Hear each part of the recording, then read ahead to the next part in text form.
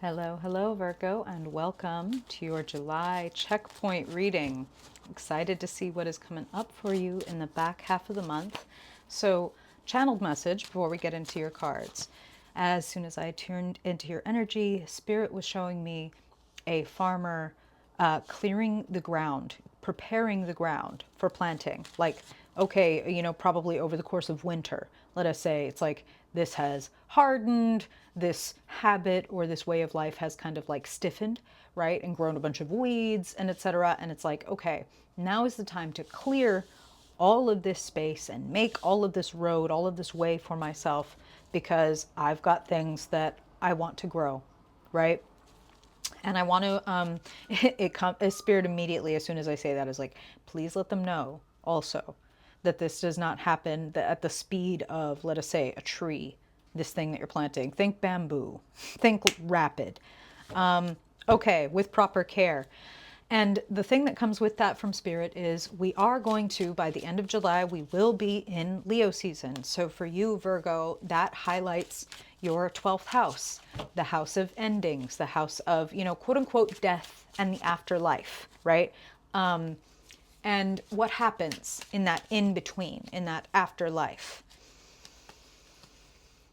Spirit is showing me you cleaning out your literal and metaphorical closets. Like this would be an excellent time to like clear the way that the farmer is preparing the dirt. It's like, oh, you know what? I haven't cleaned out my wardrobe in a long ass time, or I haven't gone through my books and seen, is there anything I can donate here? Or I'm going to do a major deep clean of my... Virgo loves a preparation montage, right? That's what Spirit is talking about. And for some of you, this has to do with your style. That's what they just showed me. Your aesthetic, your way of presenting yourself to the world. And we could talk about how that's not a big deal or how that's not important or whatever, but I don't talk bullshit because I know how much as within, so without. And if we begin to embrace that even in the way that we present ourselves, even if it is just to ourselves, it makes it, things change, things shift. Also, hi, I'm Madeline. If you haven't been here before, let's get into your cards.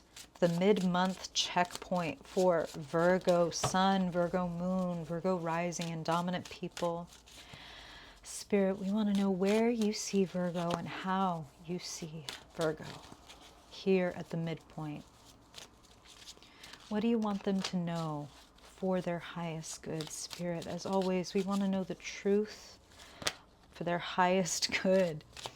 What do they need to know, become aware of, or embody in the second half of July for their highest good, Spirit? Virgo has dreams and desires.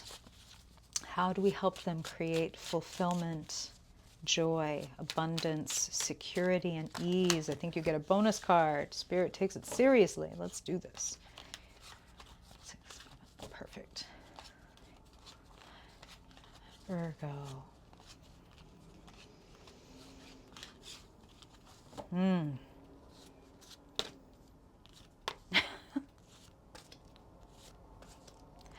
Wow. Wow. Got to move planets. This reading is so powerful, Virgo. Look at that. Yeah, this is why Spirit was like, please tell them that this is not like, okay, oak tree growth where you have to plant an acorn and wait 40 years to see something like, no, no, no, no, no. Okay. So here you are. How and where Spirit sees you right now. Two of Wands, Crossroads. Spirit is reminding you every choice in life is a crossroads. I don't mean to make it sound like, whether you choose peanut butter or what flavor of jelly to go with it is going to like determine the rest of your life.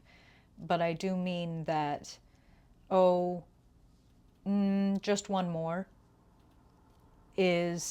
sets a very different choice path than, no, I said I wasn't. I said I wouldn't do that anymore. Or what, do you know what I'm saying? That's how our trajectory can massively change by just adjustments of a few degrees. Okay? You have insecurities around showing up in the world vulnerably, brightly, beautifully. That's okay. There's nothing wrong with you. That's very normal. That's inbuilt human DNA. Don't throw me out of the village stuff. And you are bigger, brighter, more connected than just your human DNA stuff. And that may be some of the stuff you need to clear out of the way. You know, you might have to have a like paper and pen or face to face. Oh my God, I don't know technology. Looking at your camera and talking, that thing. And have like either pen and paper or face to face conversations, like a dialogue with yourself about like, okay, so what if everybody does say this is stupid? Or what if everybody does ignore it and it doesn't get any traction or whatever? Then what? Then what? Then what? And you need to answer all your then whats to a degree that you are like, okay, you know what? I can handle those things. Eight of Swords is about a fundamental insecurity that comes from being in our head. She's got the blindfold on, she's tied up, but they are so loose that she could literally shrug them off. There's no one guarding her, and in this depiction, the swords aren't even in her way. But they're around. You know what I mean? And they're a good, I'm going to use the word excuse, not to be vulnerable, not to share what it is that you have. And I am not reading you, Virgo. You, like I said, there's nothing wrong with the fear tying you up. It has very real, I mean, it is a protective mechanism, right? It's not fun to be caught out naked by everybody.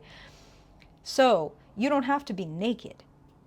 That's something that Spirit is saying. You don't have to be fully like, you don't have to make yourself so entirely vulnerable. There is a middle path. We don't have to be fully decked out naked. And by the way, she's not doing that in the like broad daylight. There's a reason that she's out here in the night. This isn't exactly safe to go out in broad daylight in this body, right? But in the night, she can do her thing under cover of night. And there are things that you want to be out doing in broad daylight, and you just need to be outfitted. So it's kind of funny to me that Spirit was talking about, for some of you, or many of you, this relates to your aesthetic and how you see and relate to yourself. The heart of the matter, judgment. Have you made a commitment to this for real? Because if we are committed to something for real, these piddling swords don't stand in our way. We are willing to take the blindfold off, as these people have, risen from the dead, right? Like gone from zombie to alive again and seeing things for what they really are. This is false. This is, okay, you know, what is the little saying about fear? It's false something appearing real. That thing. So I know that it appears real. But if you are committed to whatever it is that you want to do in the world, write that book, show up in that way, perform that form of volunteering, but it's a little intimidating or whatever. Different things for different Virgos. It's kind of like you need to hold a commitment ceremony.